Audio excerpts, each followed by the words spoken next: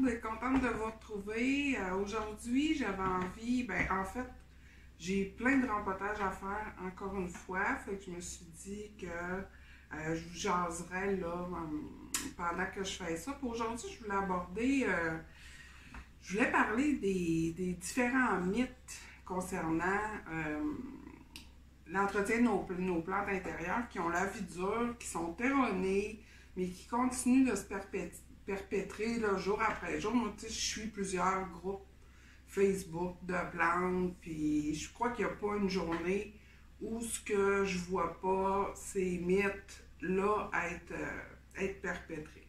Fait que tout en rempotant, là, je vais vous jaser de ça. Ce que j'ai à faire aujourd'hui, en fait, j'ai mon Alocasia Friday qui est ici, en fait, j'ai acheté une autre petite.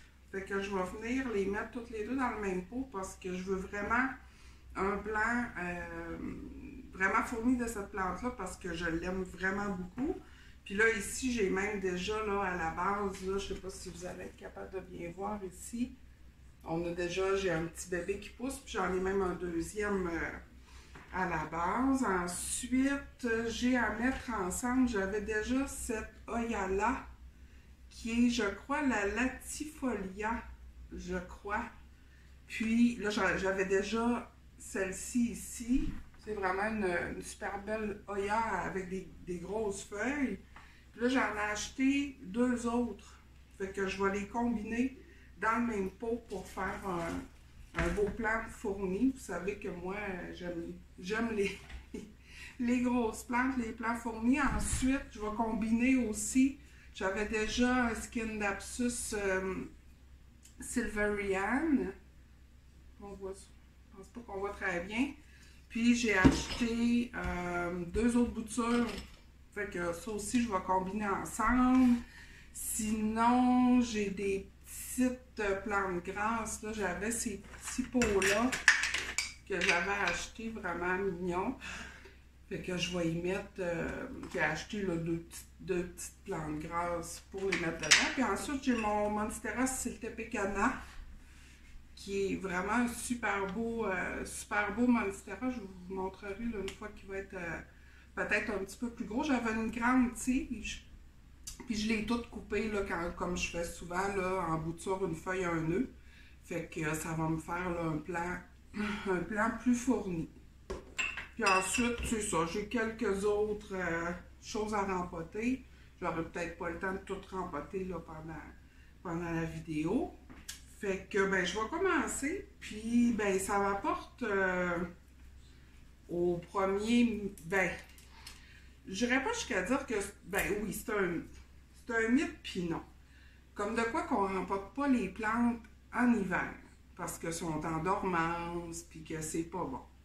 Écoutez, moi, mon opinion à moi, c'est que tant que la plante démontre des signes de croissance, que vous avez une bonne luminosité, que c'est ça que la plante elle continue à croître pendant l'hiver. Il n'y a pas beaucoup de plantes vraiment qui tombent en dormance durant l'hiver. Oui, ils vont ralentir leur croissance, mais il n'y a pas beaucoup de plantes qui arrêtent complètement de pousser l'hiver. Fait que l'histoire de la dormance l'hiver, moi, j'y adhère pas parce que la plupart de mes plantes me démontrent des signes de croissance malgré que présentement, on est au mois de janvier.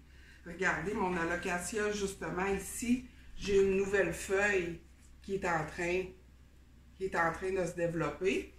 Fait qu'elle pousse vraiment bien. Puis le bébé grandit vraiment vite aussi. Puis je suis bien contente, là, ma Friday, comme je vous ai déjà parlé là, dans ma vidéo sur les allocations, les allocations ont tendance à sacrifier une feuille quand une autre émerge, jusqu'à temps que le tronc soit assez solide pour supporter un plus grand nombre de feuilles. Mais aussi, on va souvent, excusez-moi, on va souvent perdre une feuille parce que quand l'Alocasia va développer une nouvelle feuille, ce que j'ai remarqué depuis une couple de semaines, elle va avoir un apport en eau, elle va avoir un besoin en eau plus grand. Fait que si on la tient pas assez hydratée pendant qu'elle sort sa nouvelle feuille, là, ça peut arriver très souvent qu'elle va sacrifier une feuille précédente. Fait que dans ce cas-là, je suis contente. J'ai une nouvelle feuille qui sort. Puis ma dernière feuille, qui est celle-là, normalement, c'est toujours la plus vieille feuille qu'elle va sacrifier. Puis regardez, elle est en parfait état. Fait que ça, je suis super contente. Puis même la petite que j'ai achetée, là, regardez, là, il y a une nouvelle petite feuille là, qui est en train de se dérouler.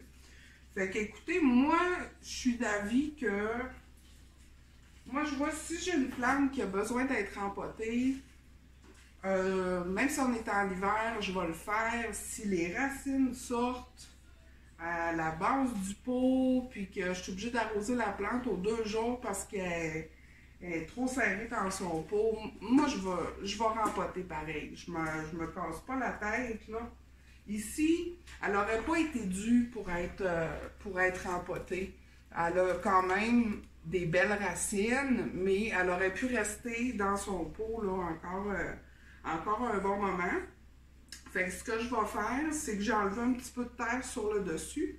Là, j'ai encore mon problème de contre-jour que j'ai pas réglé. Puis, ce que je vais faire, je toucherai pas, je perturberai pas les racines. Puis, je vais venir la rempoter avec celle-là ici. Elle, je vais essayer si on veut, là, je vais essayer de lui lousser les racines, d'enlever du terreau pour que les deux puissent bien entrer dans mon pot. Fait que c'est ça, moi je vous dis là, à moins que c'est ça, votre maison ou votre appartement, l'hiver, vous ayez vraiment très peu de luminosité, que l'air soit très sec, que vos plantes aient de la misère. Là, c'est sûr qu'une plante qui a plus de misère, ben elle poussera pas super bien en hiver. Fait qu'écoutez, moi je vous dis là, allez-y, là, rempotez l'hiver, il n'y en a pas de problème. C'est sûr que c'est pas idéal. À chaque fois qu'on rempote, on crée un stress à la plante. Mais j'ai jamais perdu de plante suite à un rempotage en hiver. Puis j'ai jamais vu ma plante non plus là, tomber en très gros choc, puis vraiment avoir de la misère là, après un rempotage d'hiver.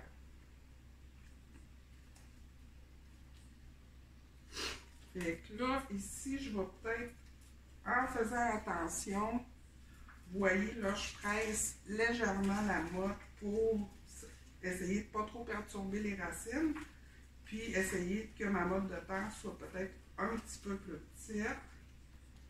Fait que je vais les mettre comme ça ici.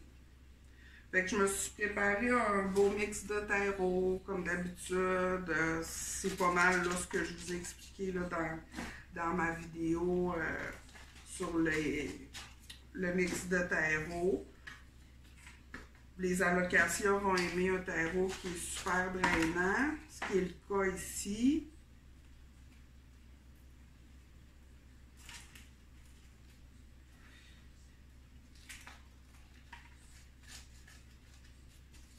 Après ça, ben, je vais lui donner un bon coup d'eau parce que là, ben, vu que je savais que j'allais la rempoter, quand je sais que je vais rempoter, j'essaie de laisser sécher le terreau un petit peu.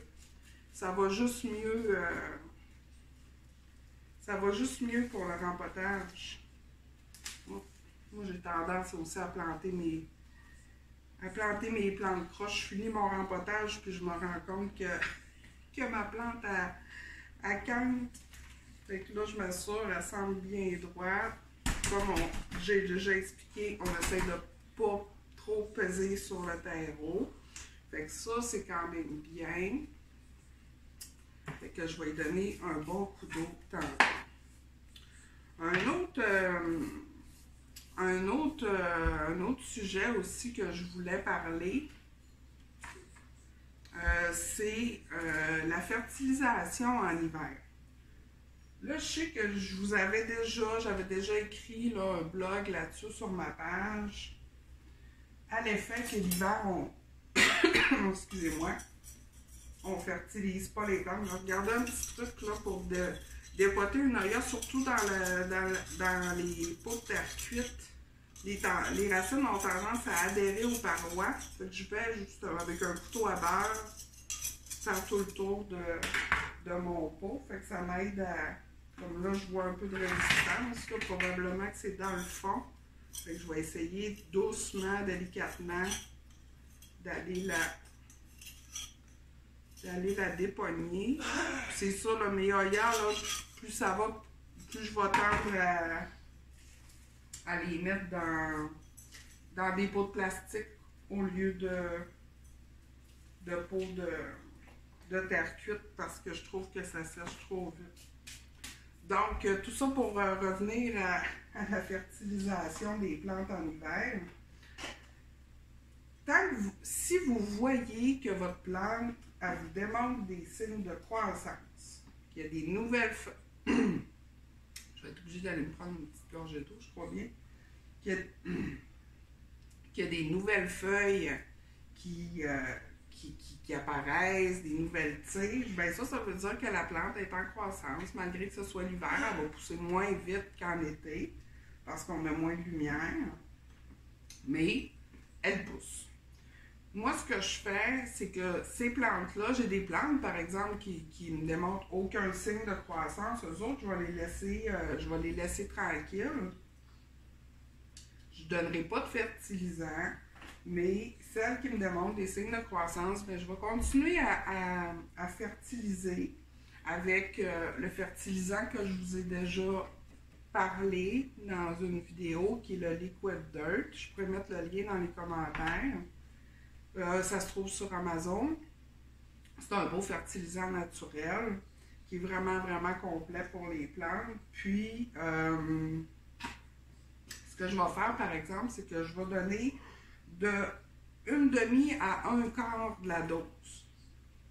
Fait que je vais en donner moins que ma dose complète en hiver. Puis moi, ce que je fais, c'est que je suis les proportions, puis je fais mon mix à un quart ou une demi de la dose, puis je vais en donner à chaque arrosage. Fait que ça fait en sorte que la plante continue d'être fertilisée à très faible dose, puis ça l'aide à continuer sa croissance. Puis ça, ben ça, c'est un mythe qui a la vie très dure, là, comme de quoi qu'on ne donne pas de fertilisant aux plantes durant l'hiver. Cependant, si vous avez des plantes qui reçoivent une très forte luminosité, mais plutôt si vous avez des plantes sous lumière de croissance, là, vous pouvez continuer à donner 100% de la dose sans problème, vu que les plantes bénéficient d'un éclairage naturel. Puis normalement, quand on a des grow lights, là, on met les lumières là, entre 12 et 14 heures environ par jour. Fait que ça, n'hésitez pas. Si jamais, ben, c'est ça, vous avez une autre sorte de fertilisant, peu importe, que ce soit du 20-20-20, des algues marines. Le 20-20-20, allez-y vraiment à un quart de la dose, là. Mais pour tout ce qui est algues marines, vous pourriez aller jusqu'à une demi de la dose, là, si vos plantes vous démontrent vraiment des beaux signes de croissance. Fait que suivez les indications là, sur les emballages, puis allez-y là, en fonction de ça. Fait que là, je suis en train de délousser là, les deux pots d'oya. Oh, elle, là, elle n'a pas vraiment de racines. Ce que je vais faire, celle-là, je vais la mettre de côté. C'est une tige sans racines. Ou bien j'ai été trop fort, puis je les ai arrachées. Fait que je vais la faire raciner probablement en sphaigne. Là, j'essaie d'y aller encore une fois. Là, vous ne voyez pas vraiment ce que je fais, là, mais je vais vraiment là, on masse tranquillement la motte de terre en essayant là, de défaire les racines là, délicatement. Là, c'est sûr que là, j'y vais fort. C'est sûr que là, ça, c'est quand même pas l'idéal, mais c'est pas grave, probablement qu'une fois qu'elle va être plantée, bien, probablement qu'elle va stagner là, jusqu'au printemps, là, vu que là, j'y ai brassé à la cage, comme on dit pas mal. Mais je suis certaine de ne pas perdre ma plante. Fait que là, je me retrouve avec plusieurs bouts. Puis ce que je voulais faire, c'est que je voulais la mettre dans ce beau petit cache-pot-là suspendu. Fait que là, je voulais voir, j'avais comme 2 formats de pot. Ça va peut-être être un petit peu trop petit selon le nombre de... Fait que je vais y aller avec un pot comme ça. Puis comme on voit là, il dépasse. Moi, j'aime bien là, que ça arrive flush, comme on dit. Fait que je fais souvent ça. Là, je vais carrément comme découper mon pot de plastique pour qu'il arrive. Parce que ça, c'est vraiment un cache-pot qui n'est pas très profond. Puis en même temps, ben, ça va être parfait parce que les oignons, on ne veut pas les mettre. On ne veut pas les mettre dans un pot trop gros. Les oignons vont aimer s'aérer des racines. Fait que comme ça, ben, ça fait, vu que mon pot il est moins profond, ben, ça va faire que les racines vont être encore plus compactes. Fait que je vais me mettre un petit fond. Ah, je m'étais sorti. C'est ce que j'ai mis. Petit truc ici, là, comme je vous ai déjà parlé, là. Des fois, je l'utilise, des fois, je ne l'utilise pas. Dans ce cas-ci, je vais l'utiliser. C'est du moustiquaire. C'est un vieux moustiquaire là, que j'ai récupéré. Fait que, tu sais, je le découpe en la forme du fond de mon pot. Puis je vais venir le mettre, dans le fond. Parce que quand j'ai des plantes dans les cache-pots, j'aime bien mettre le petit moustiquaire. Ça fait en sorte qu'il y a moins de... le fond des cache-pots viennent moins sales. La terre va moins passer. Fait que, encore une fois, le terreau que j'ai utilisé pour... mon mix de terreau que j'ai utilisé pour l'alocasia est très bon pour les Hoya aussi. Fait que je ferai pas un mix différent pour les 2 plantes. Fait que là, je vais venir mettre toutes mes tiges. Fait que, ben c'est ça. On peut continuer de fertiliser les plantes en hiver sans problème, tant et aussi longtemps que les plantes nous démontrent des signes de croissance ou qu'on a nos plantes sous grow light. Moi, j'ai mes lumières de croissance en haut ou ce que j'ai pas mal toutes, là, mes boutures ou mes plantes en acclimatation. Puis, elles, je vais leur donner là, une dose de fertilisant là, plus grande. Fait que ça donne ça, fait que ça me donne vraiment là, un super beau plant. Fait qu'encore une fois, je vais lui donner un bon coup d'eau tantôt. Je voulais vous parler des cache-pots. Tu sais, les gens disent souvent « Oh, plante pas une plante direct dans un cache-pot ». C'est sûr que ça, je ne le recommande pas là, à quelqu'un qui débute, qui a peut-être, quand on débute, là, on a peut-être l'arrosage pesant.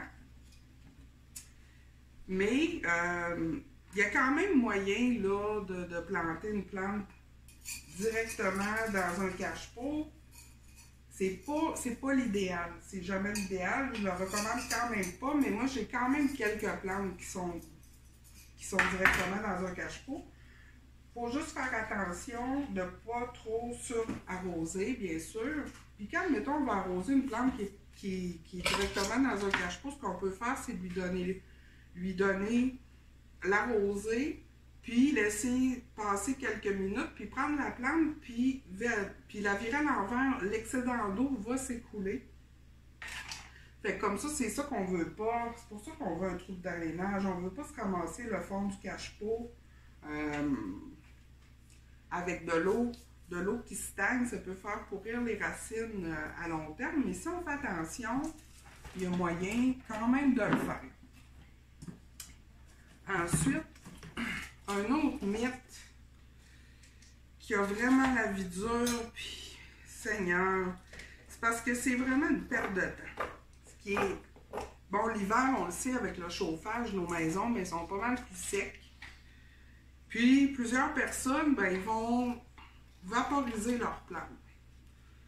Écoutez, à moins que vous ayez beaucoup de temps à perdre puis que vous soyez en mesure de vaporiser vos plantes à peu près aux 5 minutes durant toute la journée, ça n'apporte pas assez une humidité à la plante. L'eau, là, c'est sec dans nos maisons. L'eau, elle va s'évaporer tout de suite. En même pas 5 minutes. Fait que ça, vaporiser nos plantes, c'est vraiment pas l'idéal. En plus, ça peut apporter là, des problèmes fongiques, ça peut apporter des problèmes bactériens. On veut pas que les feuilles de nos plantes, on veut qu'il y ait de l'humidité, mais on veut pas qu'il y ait de l'eau stagnante qui reste toujours sur les feuilles de nos plantes.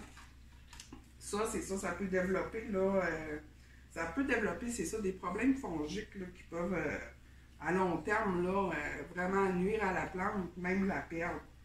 La meilleure, moi, j'ai toujours la même, plusieurs personnes me demandent des conseils, puis j'ai toujours la même réponse. Un humidificateur. Si vous avez moindrement beaucoup de plantes, je trouve que l'achat d'un humidificateur vaut vraiment le coup. Moi ici, dans ma verrière, ben, je vous l'ai montré là, dans mes plant tours, j'ai 2 humidificateurs qui roulent 24 heures par jour, 7 jours sur 7, tout le temps. Ensuite, j'en ai un dans ma chambre, j'en ai un dans le salon. Tous les humidificateurs roulent 24/7, puis même avec ça, je m'en tire, je suis capable de garder à peu près un 40 à 50% d'humidité. Ce qui est quand même correct là, pour la majorité de nos plantes. Celles qui ont besoin d'un petit peu plus d'humidité, ben, soit l'hiver que je les garde en bac, ou bien que je vais les ensacher, là, comme je vous ai déjà montré, là, carrément mettre la plante dans un sac transparent. Fait que vaporiser vos plantes, là, c'est vraiment une grosse perte de temps. C'est vraiment pas quelque chose là, que je recommande. Oui, c'est sûr qu'il y a des gens qui vont dire « Ah, ben moi, j'ai toujours vaporisé mes plantes, puis j'ai jamais eu de problème fongique. » Oui, ok, ça se peut très bien, mais c'est pas parce que c'est jamais arrivé que ça peut pas arriver. Puis, qu'est-ce que j'ai perdu mon idée? Somme toute. Fait que là, mon petit Scindapsus silverian qui est rempoté, qui est vraiment super beau. Ici, j'aurais peut-être pu... Non, c'est beau. Fait qu'il va avoir besoin d'un beau coup d'eau, parce qu'encore une fois, là, j'avais vraiment laissé sécher les pots pour être capable là, de bien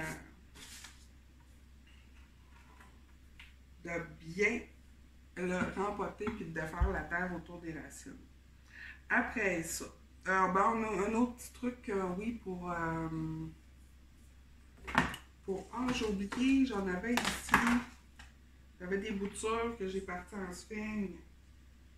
Ah, zut, je vais être obligée de recommencer. Moi, je vais le faire après la vidéo. Là, j'avais mis des petites pousses dans la sphène. Fait que je voulais les rajouter. Puis là, j'ai complètement oublié. Parce que je veux utiliser ce petit bac-là avec la spaigne j'ai reçu, là, je vais enlever parce que là, j'ai des wet sticks au travers de tout ça là, qui n'ont pas vraiment pris. Les Scindapsus, là, c'est vraiment très long à raciner, là, c'est quelque chose. J'ai reçu ici des petites boutures, là, qui sont toutes mini. C'est le Monstera Dubia. Fait que ce que je vais faire, c'est que je vais les couper vraiment tout petites, là, en une feuille à un nœud, puis je vais aller les déposer là, sur le dessus de ma sphène pour les faire raciner. Ça, je vais le faire tantôt. Parce que là, je suis trop loin de vous là, pour vous montrer de plus proche. Je pourrais peut-être le filmer en plus proche. Ensuite, un autre mythe là, qui revient souvent, c'est